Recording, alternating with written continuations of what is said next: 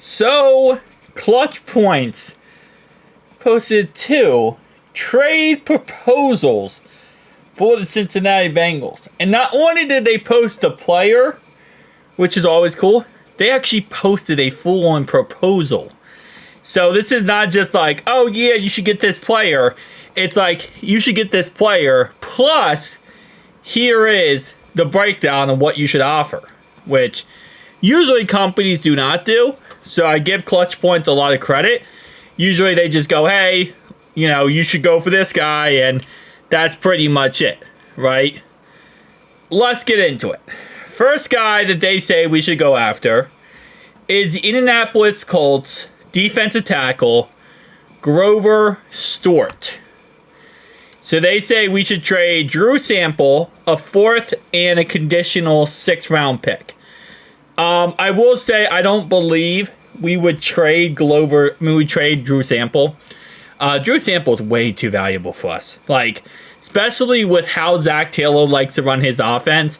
2 tight ends, 2 wide receiver formations, use the tight ends as blockers. He's way, way too important for us. So he's not going anywhere. We do have tight ends to trade, but Eric All, Andrew Sample, they cannot be touched. They cannot be touched at all. The rest of the guys, obviously, barring the fact that we don't bring back Mike Gesicki, Tanner Hudson or Tanner McLaughlin, they could be put in that situation as a trade.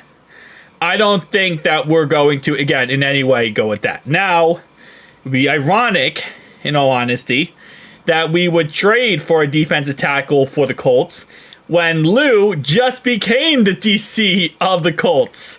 So it's like Lou becomes the DC, and the first thing that they do in the offseason is trade away one of the best defensive tackles. So it wouldn't make logical sense, and it would be a really bad look as the first thing that Lou does, not Lou does this, but first thing the front office does when Lou comes to town is trade away their defensive tackle when Lou, with the Bengals, lost DJ Reader.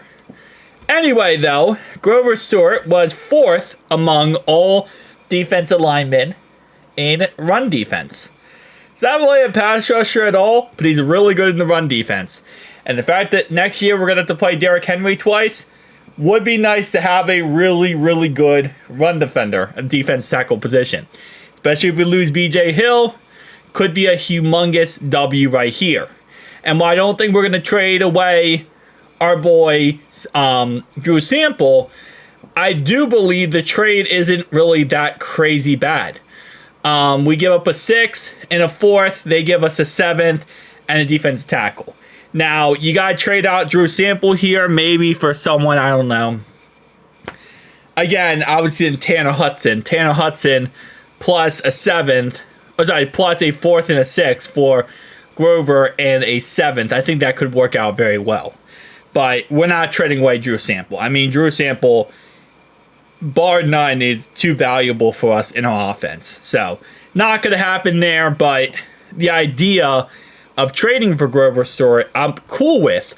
I just feel so bad for Lou because he finally gets to go somewhere else, and that somewhere else is going to trade away one of the best defensive tackles right away. Right away, it's gone. So, the second guy they have listed is Jair Alexander.